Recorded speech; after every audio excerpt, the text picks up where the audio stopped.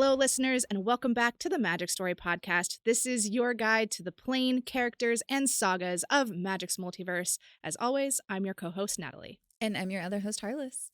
Today, we are taking flight as we return to one of Magic's most beloved planes. Not only that, we are actually wrapping up an arc that began all the way back in Bloomborough and will prime us for the next year of Magic Story. Listeners, today we are entering the Dragonstorm.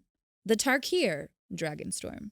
And there are dragons. There are so many dragons. I'm so excited. There are dragons in the story, in the main set, in the commander decks. I mean, there is going to be dragon sleeves, dragon deck boxes, dragon playmats. There's going to be dragons everywhere. And those dragons are created with the typical Magic flair, which is so exciting. So we've got the classic dragons, but we're also combining them with the unique aesthetic of Tarkir. So we're fueling our wonderful dragon fans, such as this one here, while providing players with something that they just can't get anywhere else, the temporally tempestuous plane of Tarkir.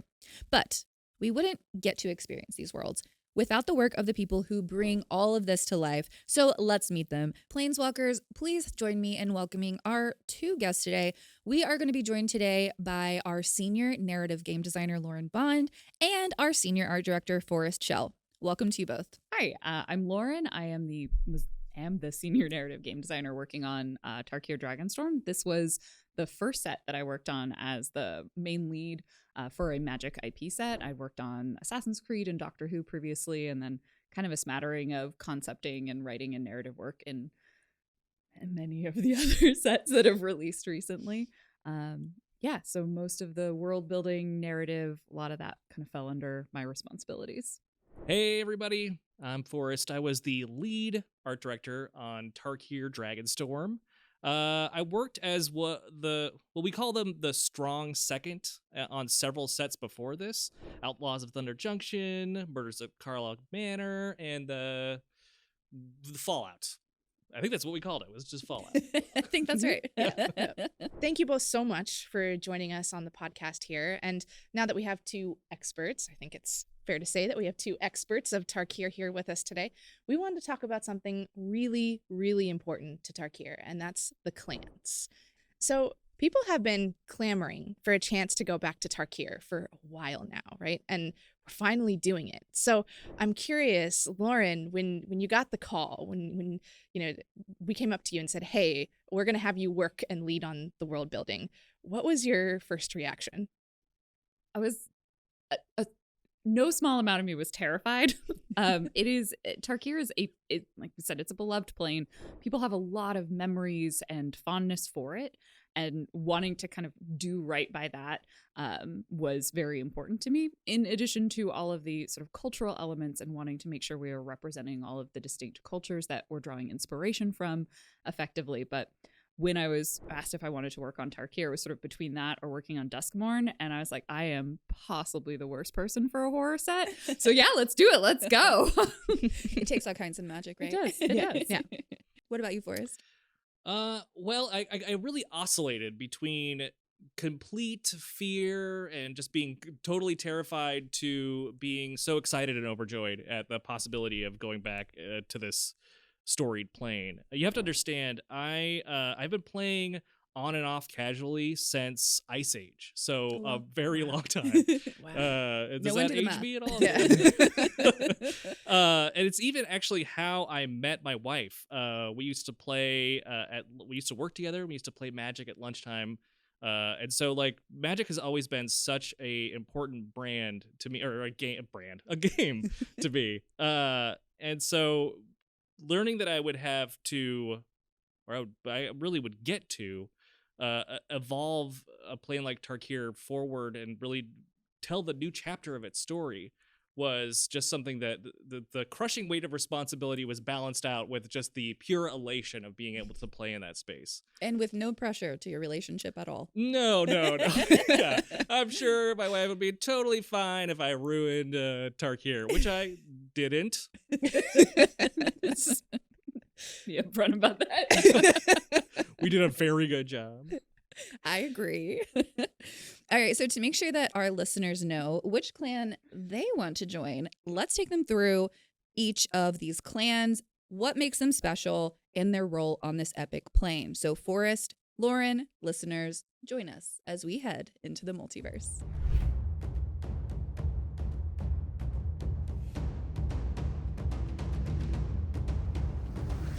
So to understand the 5 clans, we have to first understand how they came to be. So roughly 1,200 years ago, the plane of Tarkir was locked in a constant war between dragons and clans.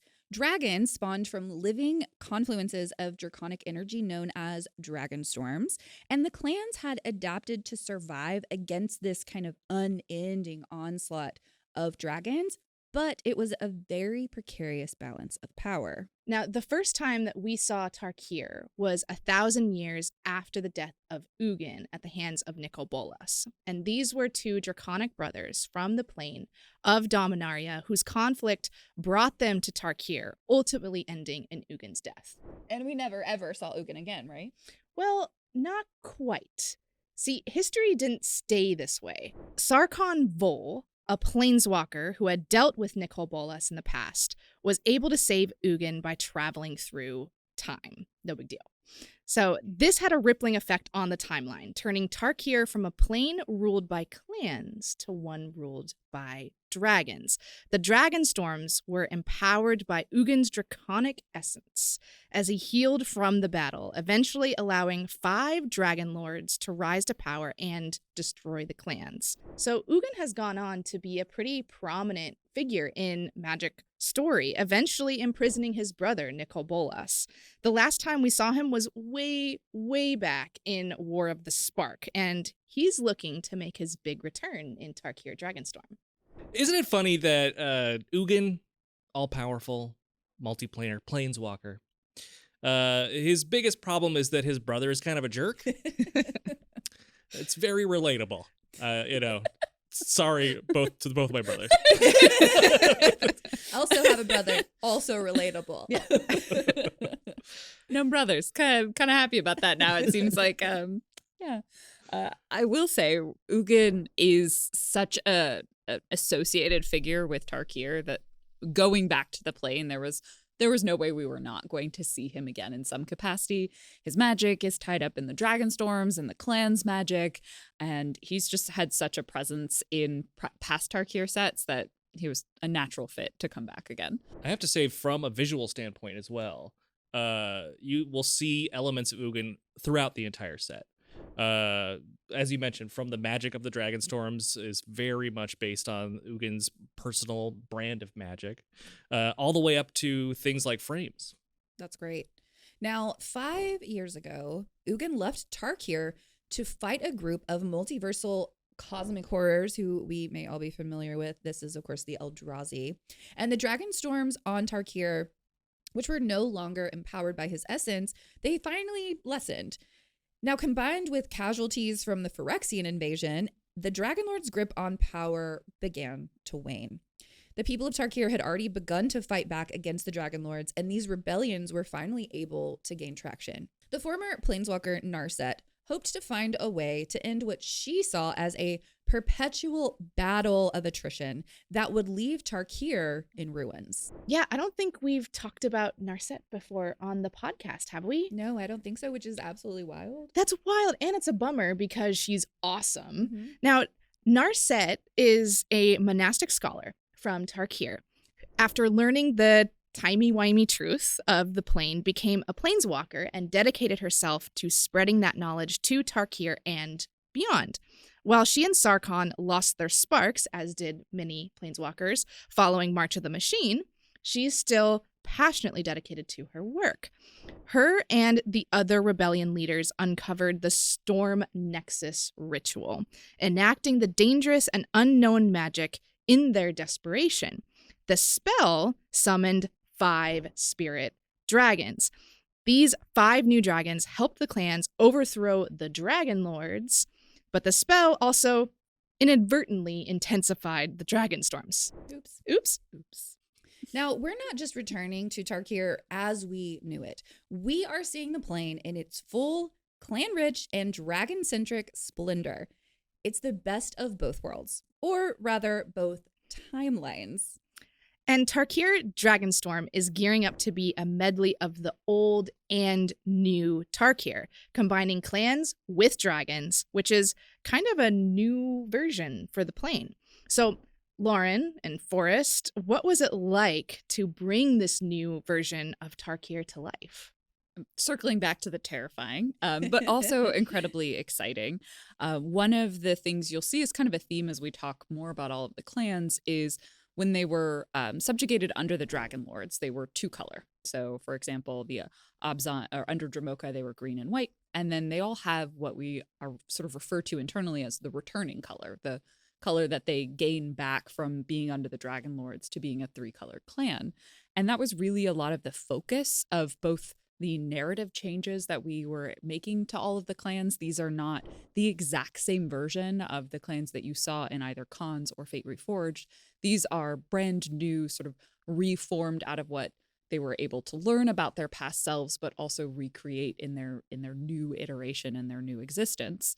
And we also wanted to be true to the cultural references that we were drawing from for each of these clans. So we worked alongside a lot of different consultants. It's something we do in every Magic set, but this was something sort of extra unique in Tarkir, that there were a very wide variety of cultures. So we worked with a lot of different specialists to make sure that we were pulling in the right pieces of inspiration and we were being true to those real world references.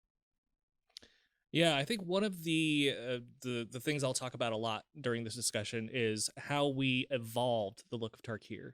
One of the ethos that I had coming into this set was not to throw away or discard anything that came before, but to use that as a starting point and then move the plane forward visually. And I think that once the set comes out, you'll see a lot of these callbacks, a lot of these references to the way that the clans originally looked when they had these their original three-color identities, and then how we brought that back, really focusing on that single returning color to inform how we updated a lot of the costuming and the environment. Speaking of environments, one of the big things about the set, obviously, because it's called Tarkir Dragonstorm, are these new storms. And the new storms are not only visually impressive in and of themselves, we updated their visual language to have more draconic elements, but the intense magic in these storms is also changing the entire environment of Tarkir. We're going to see scale shapes and spines and these really cool draconic elements enter into the visual language of Tarkir in a way that I'm just super excited about people being able to finally get their eyeballs on. That's awesome. Now that we know where we'll be heading, let's talk about who we're going to be meeting there. So Tarkir has seen the return of its 5 iconic clans. So let's start with the Abzan.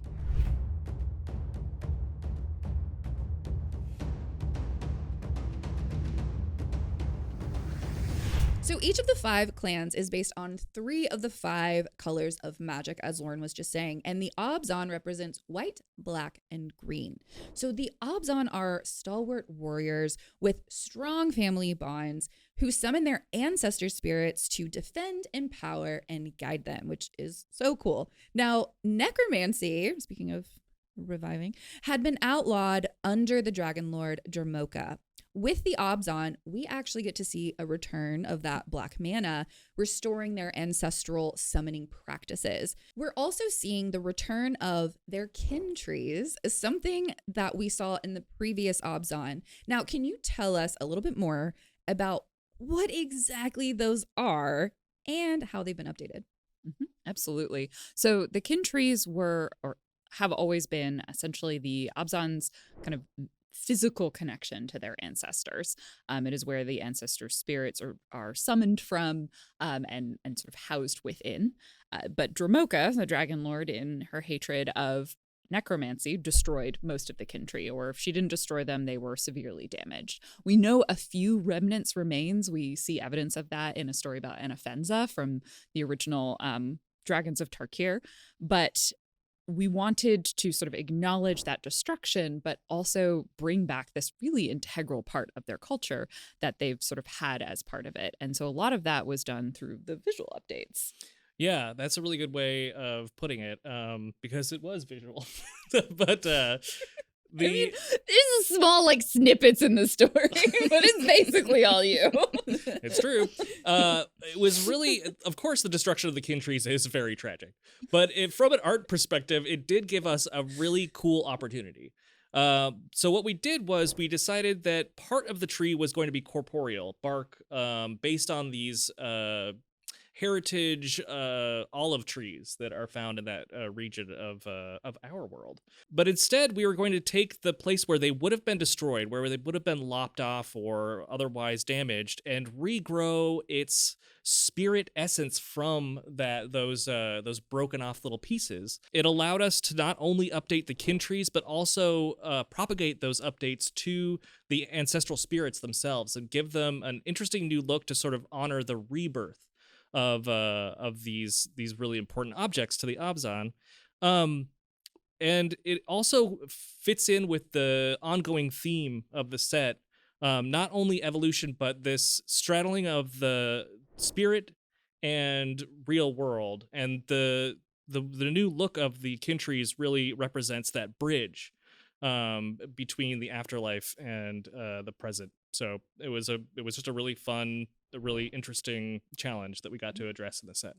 Having the updated visuals allowed us to like really incorporate it into a lot of the cards across the set and the art, and reference that sort of ancestral summoning practice that has now returned to the Abzan that they are able to engage in.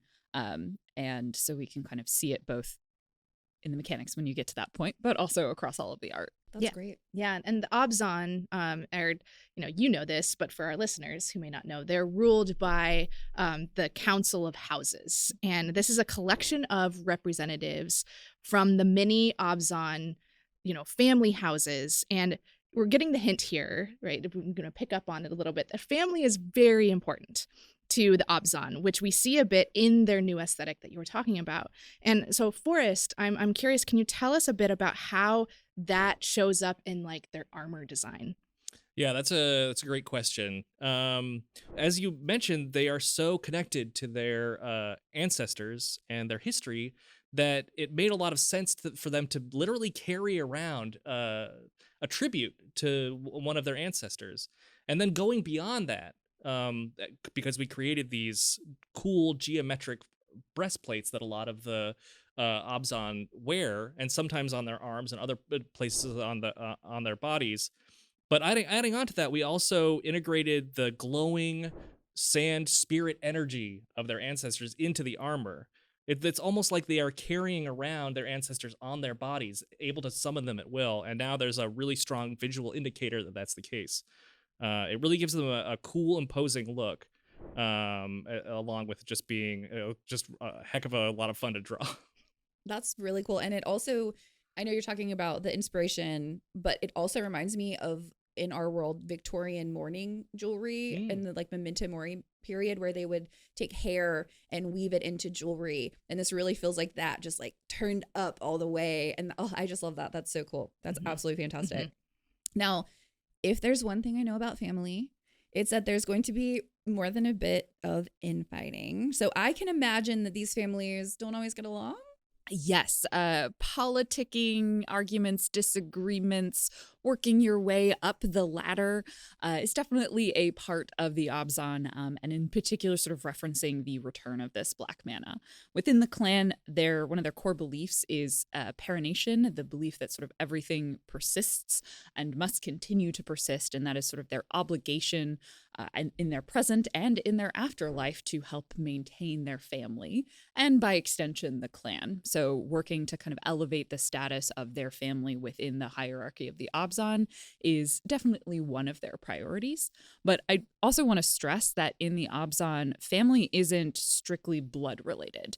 Marriages, adoptions are very common and very important in the Abzan, and that is actually represented through the kin trees. So if someone is adopted into the family or marries into a new family house, they are bonded with that kin tree, allowing them to summon ancestors for guidance, for protection in battle that they're not necessarily blood related to. So family is more of a conceptual concept. It is chosen in many ways, but yes, you kind of want yours to be on top. Yeah, another real world parallel there, just a little bit. Now, that is what makes the Abzan and all the Tarkir clans really so interesting, is that the things that make them really compelling, that make you kind of want to join them, are also some of their greatest weaknesses. And the Abzan are ultimately devoted to their house above all else, and it remains to be seen whether that devotion will help them endure this approaching storm. But if you're more interested in learning how to unify Tarkir rather than simply weather the storms, the Jeskai may be more the clan for you.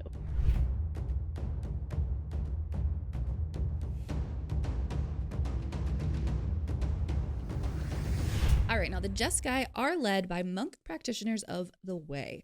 They seek unity of thought and consider it their duty to guide Tarkir to a better future.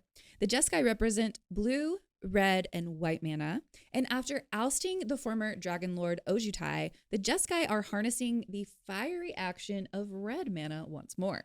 Now, I think we could all use a bit more red mana in our life personally, but the Jeskai also work to chronicle the history of Tarkir that was destroyed by Ojutai and the Dragon Lords. And we're seeing the Jeskai work to restore both their clan and their clan's knowledge. And a lot of that is carried through the character of Narset. And so, Lauren, how does her personal journey as a leader play into Jeskai's role as keepers of knowledge? So Narset originally sparked as a planeswalker because she discovered the truth that Ojutai had kept from her. She uncovered an old archive from the past Jeskai that basically said everything the Dragon Lords have told you is a lie. And turns out that was a very intense revelation for her that resulted in her having her spark. And went out, learned a lot about the world. And so we're seeing her now kind of coming back to her home plane and seeing it in a space where the Dragon Lords have oppressed the people. They have prevented people from knowing the truth about their past and their history. And that is antithetical to who she is. She desires knowledge and truth, and this sort of lies and this oppression is not something that she was willing to stand for, even though at the same time, she also had a very good relationship with Ojutai. She was his favorite pupil in many ways. And so she's kind of working through that personal internal conflict between, like, he was terrible, but he was nice to me, which is complicated for her. And so she stepped into the role of Waymaster, the leader of the Jeskai, a little bit reluctantly. It's not so much because she doesn't want to be in charge. It's more for her, she sees this as the best way to ensure the safety of her people, both the Jeskai specifically and by extension all of Tarkir, but less that she craves or desires like power or authority. And I think that makes her a very compelling leader. She's the sort of person you want to be a leader because she's there because she cares about the well-being of others, not necessarily for the status or power that she could command in that position. Oh yeah, we love a reluctant leader, Mhm. right? Like Mhm. I'll do this because it's the right thing, I guess, but please don't make me. Mhm. Is usually, you're right, a much better position than let me take all the power when your motives are about your own power, right? So And I think with Narset, one thing that we've sort of showcased and we'll see a lot more of in this story is she is a neurodiverse character. And so she also has to kind of contend with the way in which she interfaces with the world is not the way that everyone else interfaces with the world. And that makes her, again, both a very good leader, but can at times make it very difficult for her to be in that position. Very cool. Yeah, we also took the time to update her costuming to really make her feel like the head of the Jeskai. She has a much more scholarly, regal look in this set than in previous sets. In addition to that, we also were inspired by the classic wuxia trope of the white eyebrow and the costuming that you often see in wuxia movies.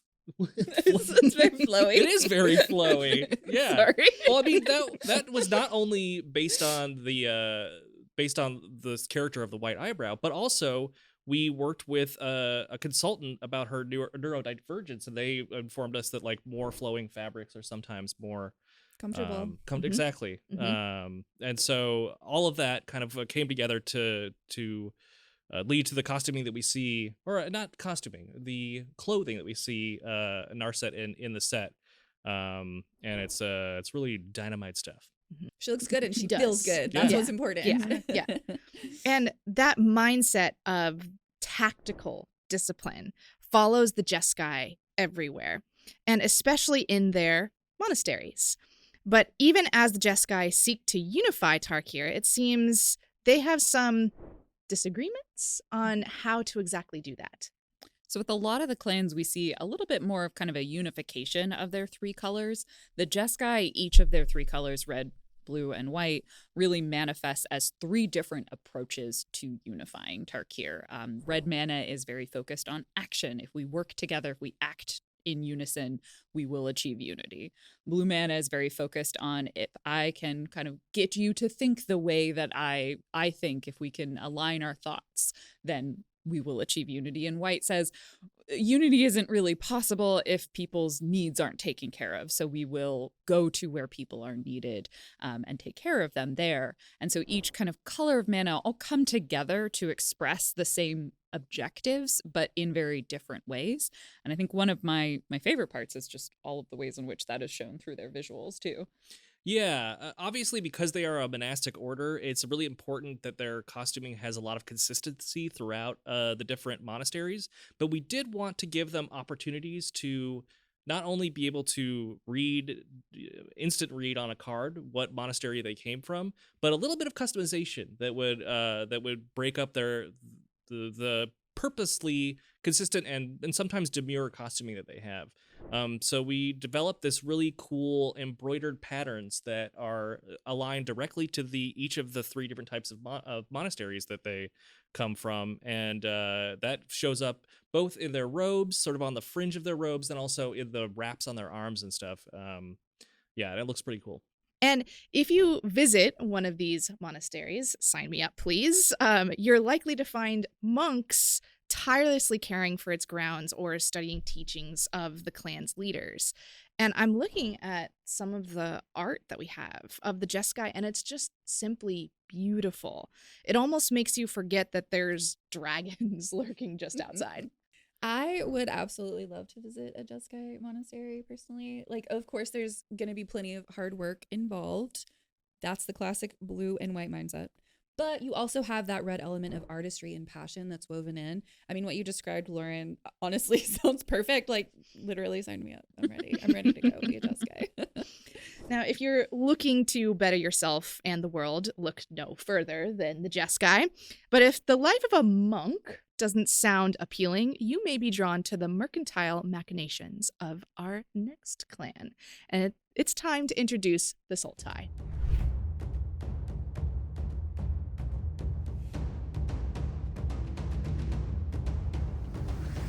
So the Sultai, embodying black, green, and blue mana. The Sultai are agriculturalists and necromancers who cultivate the jungle of Tarkir, maximizing the power of life and death. Under the rule of their dragon lord, the Sultai lost their connection to the natural world, but now they're already starting to reignite that green thumb, or that green mana thumb. Unlike some of the other clans, the Sultai prefer to use espionage and diplomacy over just brute force. They use their trade expertise and a network of spies and scouts to elevate their power and position on the plane. And sure, sometimes those spies might engage in some unscrupulous tactics, but the results are what really matter. Necromancy is a core part of the Sultai way of life and unlife? Death? Life? Yep, After? both, I think. Post-life? Both? Unlife? We'll go with Yeah. unlife. Okay. Now, the current iteration of Sibsig, which is the Sultai word for zombie, is very different to what we have seen in the past. So I'm curious to both of you, how and why have they changed? So the earlier iterations of Sibsig, of zombies that we saw, was very much, it was a form of punishment. If someone didn't like you, mainly Silumgar, someone else in charge, or previous Sultai leader, Tassiger, they would have you killed and then raised as a zombie, largely as a form of fear and intimidation for the rest of the populace. Don't fall out of line or this is going to be your punishment. They were also functionally slaves in the society, and so that was a big part of the Sultai that we wanted to change. Some of that came out of our conversations with the consultants, and some of that is looking to kind of create a version of the Sultai that was sort of less quintessentially evil and had more complexity to it. So the current iteration of the Sibsig is much more of a viewing of removing someone from the sort of cycle of life and death, which is very much a green and black element. So this also reflects that returning color of green is kind of a big deal. If you do that too much, you run out of nutrients in the earth. So being removed from that cycle, being raised as a zombie is actually an honor, is something that means you get to continue to serve and participate in your community. And you are sort of exempt from that kind of mulching, which is sort of the other end of the spectrum. If you're not important enough to raise from the dead, you're mulched in a nice way. It's the nicest mulching. It really is. And I think in one hand you're like, this sounds really, really nice, but it also is kind of cruel or insidious in its own way, which is that your most important thing is how much you contribute to society, how productive you are. And if you are so productive, so helpful, so useful, you don't get to rest. You don't get that because it's an honor to kind of continue to exist. So I think there's a bit of a double-edged sword there between the society and how they view it and kind of what some of the other implications of that are. But it really lets us play more with the sort of full green-black cycle of life part while adding in some of the sort of blue achieving perfection and preserving knowledge as well. I think the Sibsig also presented a really interesting visual opportunity as well. One of the things that we focused on when we created this set was showcasing each clan's art and artistry. And so it gave us this really cool opportunity to showcase that artistry on the actual bodies of the Sibsig themselves. Part of their ritual of when they are brought back is that they have their missing limbs and eyes and jaws in some cases replaced by these delicately carved jade, gold prostheses that not only add a unique visual flair to this version of the Sibsig, but are also just beautiful and opulent in their own right, and really speak to the wealth and the skill of the Sultai as a clan. It also speaks to honoring the dead, right? Absolutely. Mm-hmm. So even though the Sultai are focused on optimizing their natural resources, they clearly prioritize value and beauty, incorporating it into nearly every aspect of their lives. And their lush cities, their elegant clothing, designer pets are all part of the Sultai appeal. Now, I personally want to know way more about these designer pets that you mentioned, Forrest. We're going to offline about that later. Sure. But if you prefer to live one life and live it to the fullest, there are other clans that may suit your tastes. Our next clan does not embrace death as a tool like the Sultai, but recognizes its inevitability and chooses to fight as hard as they can in life. It's time to charge ahead and join up with the Mardu.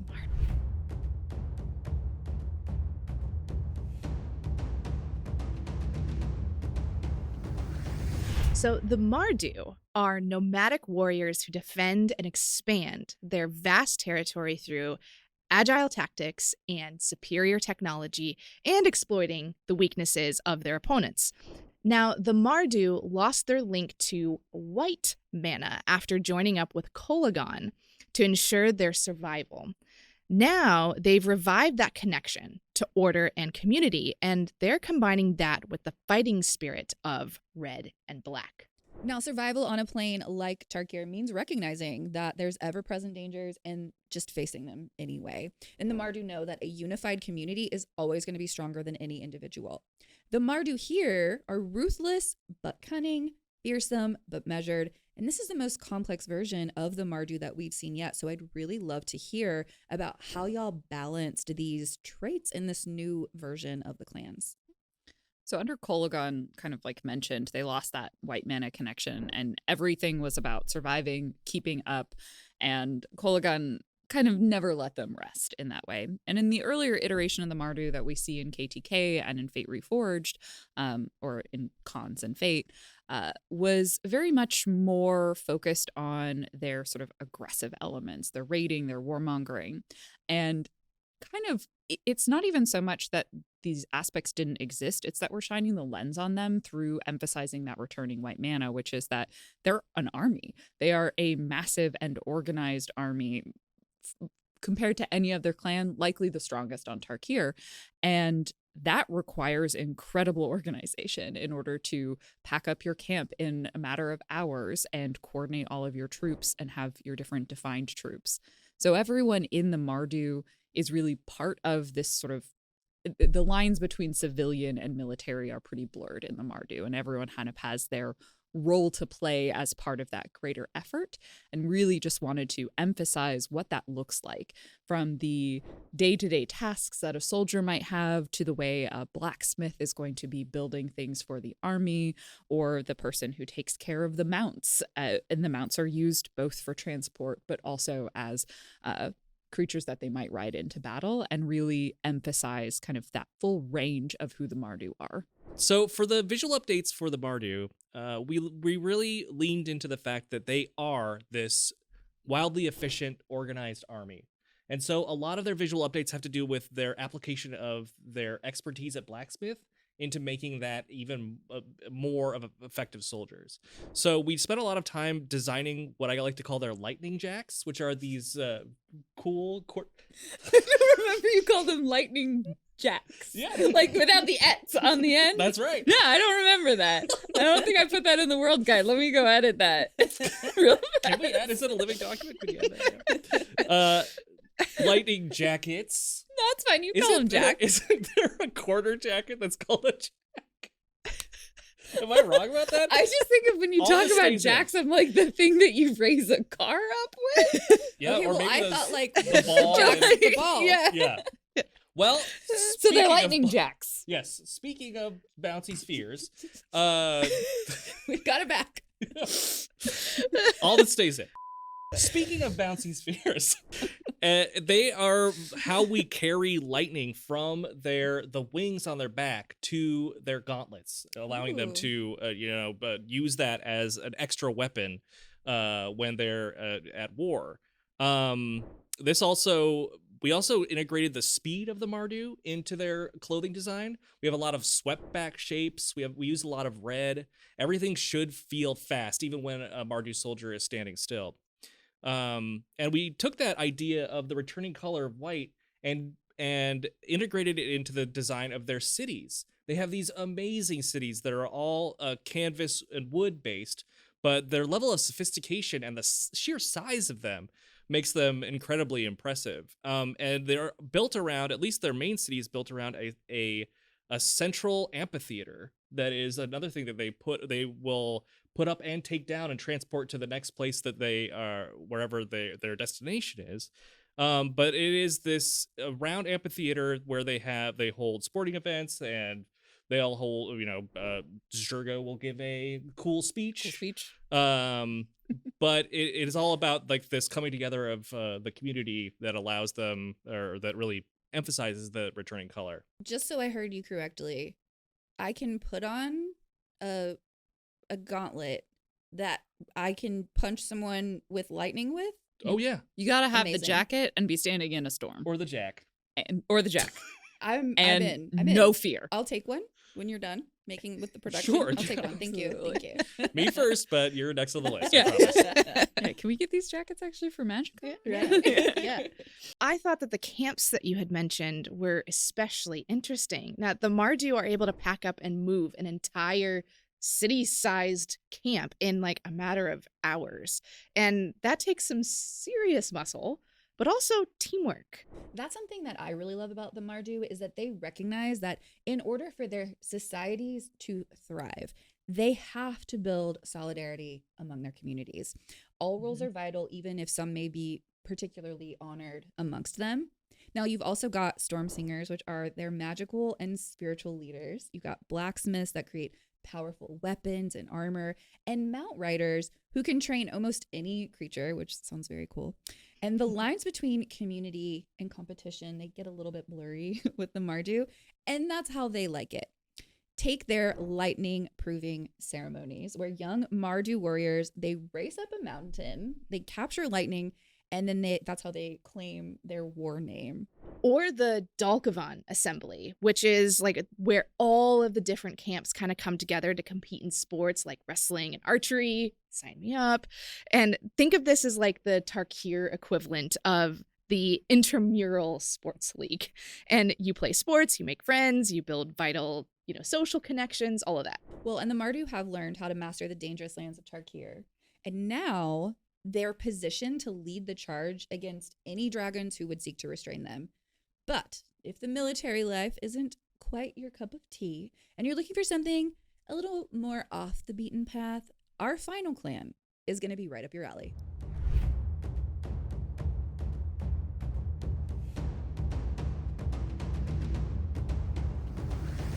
The Temur combines red, blue, and green mana. A semi-nomadic people who thrive in the northern mountain terrain. They live in concert with their environment. Now, Dragon Lord Atarka had hunted down and killed many of their clan's whisperers, which are the magic users and spiritual leaders, cutting the clan off completely from blue mana. But with the defeat of Atarka, we see the clan reconnecting to their magic and the spirits of the plane. Now, the Temur are stewards of the land, seeking to protect the plane that has given them what they need to survive. And many Temur magic users are guided by the spirits of the plane.